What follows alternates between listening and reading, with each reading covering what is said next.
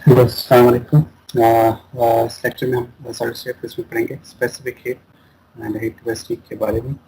सो specific है heat basically है क्या इसकी बेस्ट डेफिनेशन के it is the amount of heat that required to increase 1 degree of 1 gram of substance. कोई भी सब्सटेंस है और 1 ग्राम है और उसका 1 डिग्री अगर आपने डिग्री बढ़ाना हो उसका टेम्परेचर, तो उसको कितना हीट आपको कितनी एनर्जी उसको रिक्वायर्ड होगी, तो it is known as a specific heat. For example अगर कॉपर 1 ग्राम है और आप उस ग्राम को 7 ग्राम कॉपर को हीट अप करें और जो rate of change of heat है डी क्यू से डिनोट होते हैं, तो उसको आप हीट करें कॉपर को 1 ग्राम और वो है जो 27 डिग्री टू 27 डिग्री से 28 डिग्री जो है 1 डिग्री इंक्रीज कर जाए, तो it is specifically specific heat.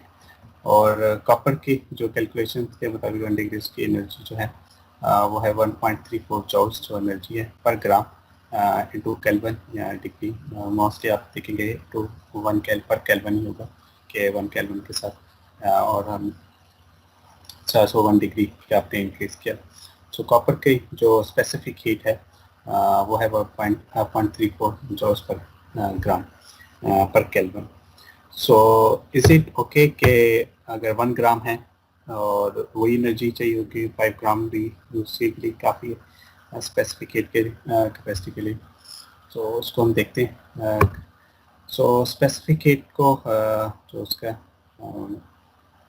Formula C से हम उसको ड्राउन करते हैं। और आयरन की जो स्पेसिफिक हीट है ऐसा डिफरेंट मटेरियल्स की डिफरेंट स्पेसिफिक हीट्स आती हैं। तो आयरन की जिसमें है 0.84 joules per gram per kelvin. So it's भी के जो सी ओ की कम है, तो सी यू जो है will heat rapidly as compare to iron, यानी कि आयरन का जो 1 ग्राम को हीट करना हो वो ज़्यादा टाइम ज़्यादा एनर्जी रिक्वायर्ड होगी as compare to copper. So copper जो है वो ज़्यादा जल्दी रैपिडली हीट अप होता है। इसी तरह H2O जो वाटर है इसकी स्पेसिफिक हीट बहुत ज़्यादा है 4.18 आप देखेंगे। उसकी वजह ये कि जो हाइड्रोजन बॉन्ड्स हैं उनको ब्रेक करने के लिए आपको बहुत ज़्यादा एनर्जी जो है वो रिक्वायर्ड होती है। इसीलिए जो वाटर है वो ज़्यादातर जो कूलेंट्स हैं मसलन आपकी गाड़ियों में जो कूलेंट्स हैं रेडिएटर वाटर्स जो यूज़ किया जाता है, इसीलिए किया जाता है कि वो इजीली जो है उनको जितना मर्जी करें, यानी कि बहुत देर से उसको बहुत ज़्यादा एनर्जी चाहिए होती है, बहुत ज़्यादा ही उनको हीट करने के लिए। सो इसीलिए जो है वाटर जो है वो यूज़ किया जाता है और H2 की इसकी स्पेसिफिक हीट जो है वो बहुत ज़्यादा है उसको हीट करने के लिए। सो बेसिकली स्पेसिफिक हीट आपको पता लग गया होगा कि इससे हम एक तरह से आपने बहुत पहले भी पढ़ा होगा FSC या in the start of the semester. So specific heat को हम जो उसका फार्मूला है dQ/dt, वेयर dQ जो है वो हीट है और with the increasing of temperature rate of change of temperature current of heat से कहते हैं। अब इसमें दो केसेस जो हैं बेसिकली वो इन्वॉल्व होते हैं आपके स्पेसिफिक हीट में। आइदर जो है वो कांस्टेंट वॉल्यूम हो आपका सब्सटेंस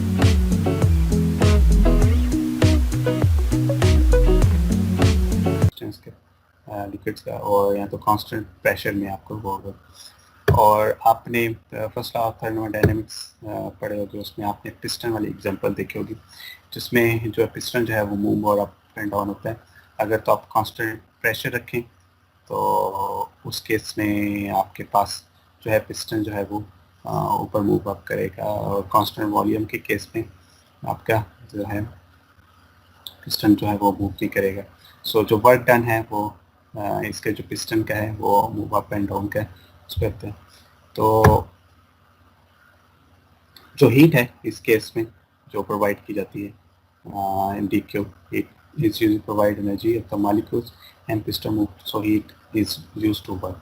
सो एनर्जी जो है उसमें जो हीट जो दी जाएगी वो यूज़ होगी, एनर्जी जो गिवन होगी मॉलिक्यूल्स को गिवन उसमें यूज़ होगी, प्लस जो है पिस्टन जो वर्क डन जो होगा वो इसमें यूज़ होगा। सो दो में जो हीट जो होगी वो दो चीज़ों में यूज़ होगी, आइदर एनर्जी गिवन जो मॉलिक्यूल्स को एनर्जी दी जाए और जो वर्क डन होगा पिस्टन का वो। सो इसमें जो डिस्प्लेसमेंट का है उसको फर्दर वर्क डन को जो है वो कह सकते हैं उसको जी प्लस जो है आपका pressure into volume, change of जो वॉल्यूम है। और उस केस में जो आपके पास इक्वेशन जो आएंगे एट कांस्टेंट वॉल्यूम में आपके पास जो है वॉल्यूम अगर कांस्टेंट रहेगा मीन कि कोई भी जो है आपका रिमेन द सेम, कोई चेंज नहीं, तो जो वॉल्यूम आपका ज़ीरो हो जाएगा। ठीक है, तो आपके पास रिक्वायर्ड जो है डी क्यू की जगह पे आप डायरेक्ट डी क्यू जो है वो डी के बराबर ही होगा। सो आप डी क्यू की जगह आप D by D T constant volume लिख सकते हैं। प्रेशर के केस में ऐसा नहीं होगा, प्रेशर जो है कांस्टेंट रहेगा और उसकी वजह से जो वॉल्यूम है वो वर्क डन रिक्वायर्ड होगा। So it's is become constant, तो प्रेशर है वो D Q by D T रहेगा, यानी कि डी क्यू की जगह D E plus pressure into volume कर सकते हैं। सो इन केस ऑफ सॉलिड्स, अब हमने पीछे जो देखा था गैसेस या लिक्विड के केसेस में इस तरह का होता है, लेकिन इन केस ऑफ सॉलिड्स जो है वो डिफरेंट है। और वो इस तरह से है कि लेट्स सपोज कि आप कोई चेंज नहीं आती उसकी वॉल्यूम में, कि आप कोई मिसाल के तौर पे आप एक ड्रम ले लें और उसमें कोई ईंट है मसलन वो रख दें और उसको इसको हीट अप करना शुरू कर दें, या कोई भी और मटेरियल ले लें, तो ओवरऑल उसके मटेरियल में कुछ खास चेंज नहीं आएगी, बहुत माइनर से चेंज आएगी। ठीक है, तो इस केस ऑफ सॉलिड्स जो है वो होगा कि नियरली लिक्विड जो है वो volume is nearly equal to pressure ही होगा दोनों। तो उसमें फिर आपका सॉलिड के केस में ये दोनों इक्वल होते हैं नियरली, क्योंकि वॉल्यूम में चेंज होता है लेकिन बहुत माइनर सा, तो उसको निगलेक्ट किया जाता है। तो इस केस में जो हीट आपने दी है वो कहाँ यूज़ हुई फिर? तो उस केस में जो हीट है वो दो चीज़ों में यूज़ होती है सॉलिड्स में। नंबर वन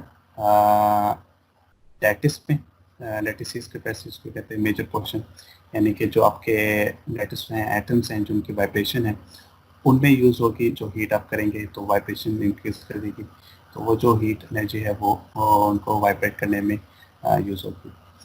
सेकेंडली जो है दूसरा वो है मेटल्स या सेमीकंडक्टर्स, उनमें एक्साइटेड स्टेट्स जो है आपका पता है कि इलेक्ट्रॉन जो है वो अगर एनर्जी गेन कर लें तो वो अपने लोअर शेल से अपर शेल में जो है वो मूव कर जाते हैं, यहाँ पे वैलेंस बैंड से जो है कंडक्शन स्टेट में चले जाते हैं, फुल ऑफ जो करंट है वो उसमें भी चेंज आ जाता है हीट अप से।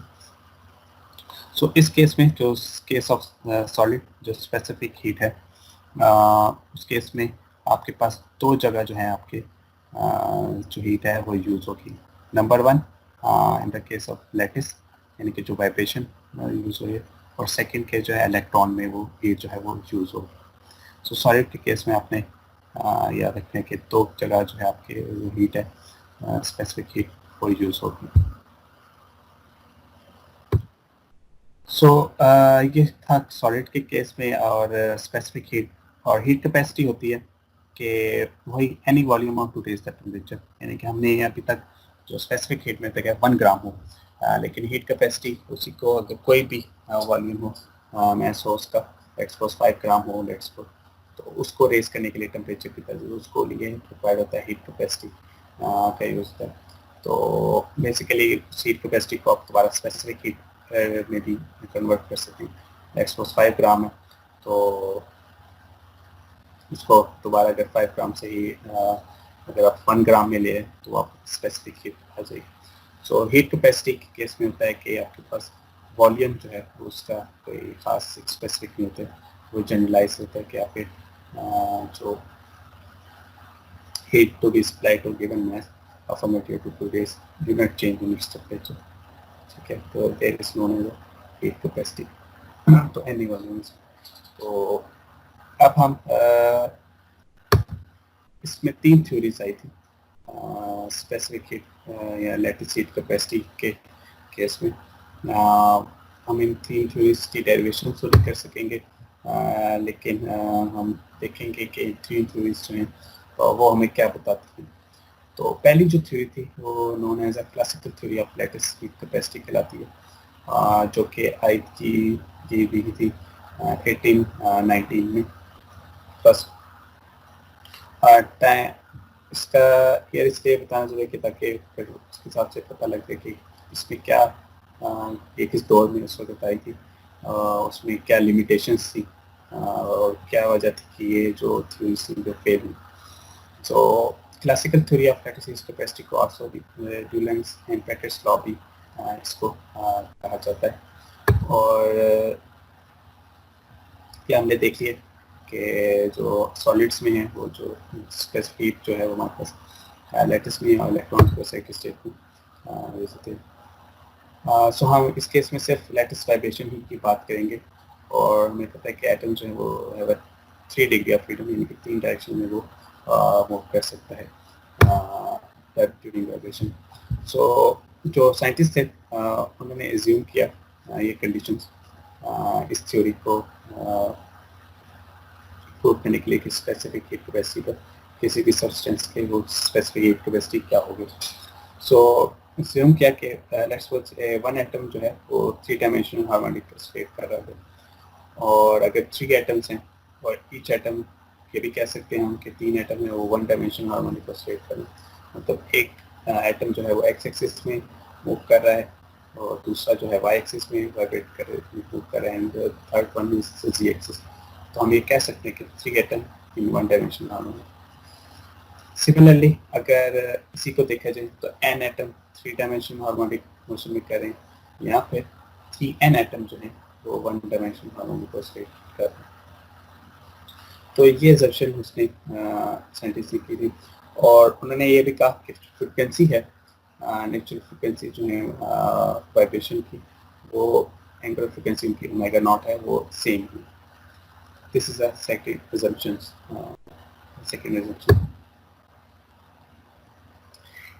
तो ये हम कर क्यों रहे हैं बेसिकली, तो हम देखना चाह रहे हैं कि क्या तमाम सॉलिड्स की जो स्पेसिफिक हीट है वो सेम रहती है या डिफरेंट रहती है। जैसा कि हमने अभी शुरू के पहली स्लाइड में देखा था कि कॉपर और आयरन की जो है वो स्पेसिफिक हीट डिफरेंट है, जो कि हमें पता लग चुका है कि हर सब्सटेंस जो है सॉलिड्स की वो डिफरेंट नहीं हो सकती। तो लेकिन हम इसमें देखेंगे कि आयदर पे तो समझ आती है कि नहीं रह सकती, लेकिन हम फिर देखेंगे इसको किस तरह से इसमें क्या फेलियर था। तो जो क्लासिकल थ्योरी में वन ऑफ देम के क्या सॉलिड्स की जो स्पेसिफिक हीट है सेम रह सकती है कि नहीं, और हम ड्रॉ करेंगे स्पेसिफिक हीट वर्सेस टेम्परेचर, यानी कि टेम्परेचर हम ऐसा ऐसा बढ़ाएंगे क्या स्पेसिफिक हीट उसकी चेंज होती है कि नहीं होती। तो पहली थ्योरी में जो टोटल एनर्जी दी थी वो kinetic energy plus potential energy, आपने ये फार्मूला लिखा होगा। और फिर जो मैक्सवेल बोल्ट्जमैन डिस्ट्रीब्यूशन है, एनर्जी ऑफ एटॉमिक डिस्ट्रीब्यूशन, ये 3 चीज़ें हैं जिनको डेरिवेशन डिराइव करके आगे उसको फाइनल रिजल्ट निकाला गया। तो एवरेज एनर्जी जो था मैक्सवेल बोल्ट्जमैन डिस्ट्रीब्यूशन से, ये जो ई है एनर्जी वो ई वाली एनर्जी है, इसको इसमें आप पुट कर दें, इस यहाँ पर भी तो इसको सॉल्व करें, जो आपके पास फाइनल एवरेज एनर्जी आएगी वो आप टोटल एनर्जी 3ne में पुट करेंगे, और 3ne से यहाँ से जो आएगी वो आपके स्पेसिफिक हीट जो है आप उसमें पुट कर देंगे इसी में, तो आपके पास स्पेसिफिक हीट का जो फाइनल रिजल्ट है वो आ जाएगा। तो ये डेरिवेशन तो मैं यहाँ पर अभी नहीं कर रहा, लेकिन ये वो 3 स्टेप्स हैं जिनकी वजह से आपको स्पेसिफिक हीट का जो लैटिस कैपेसिटी क्लासिकल थ्योरी के वो फाइनल रिजल्ट आपको मिलेगा। तो ये डेरिवेशन है। तो इसका जो डेरिवेशन करने के बाद फाइनल रिजल्ट आया वो आया 3n kb, और जिसमें n जो है वो फिर n नंबर ऑफ एटम्स तो एवोगैड्रोस नंबर n कहा गया इसको, और n का kb is the Boltzmann constant. और ये जो है n के ये जो है आर के बराबर होता है। वो आर जो है ये आपने पढ़ा होगा, ये है यूनिवर्सल गैस कांस्टेंट होता है, यूनिवर्सल गैस कांस्टेंट, ठीक है। और ये 3R जो है यूनिवर्सल गैस कांस्टेंट, जिसकी वैल्यू शायद 5.96 समथिंग है, ये चेक कर लीजिएगा, कैलोरी भी इसको कहते हैं। So this is universal gas constant 3R। तो स्पेसिफिक हीट वैसे जो क्लासिकल थ्योरी थी वो CV is equal to 3R। It's mean यदि थ्रू आउट जो है वो कांस्टेंट ही रहता है, ए की वैल्यू रहता है। अब ये जो थ्योरी थी ये रूम टेम्परेचर तक तो ठीक थी, लेकिन जब एक्सपेरिमेंट किया गया तो ये थ्योरी जो थी वो लो टेम्परेचर पर, इस वाले रीजन पर ये फेल कर गई। तो साइंटिस्ट ने ये देखा कि ये जो लैटिस हीट कैपेसिटी है वो लो टेम्परेचर पर इससे डिके कर रही, ठीक है। अभी डिके क्यों कर रही थी, this is one of the failure इस थ्योरी का, कि वैसे तो ये रूम टेम्परेचर या हाई टेम्परेचर पर तो ठीक थी, लेकिन जो लो टेम्परेचर पर गए तो ये डिके कर रही थी बेसिकली लाइन, जिस तरह से कांस्टेंट नहीं थी। सो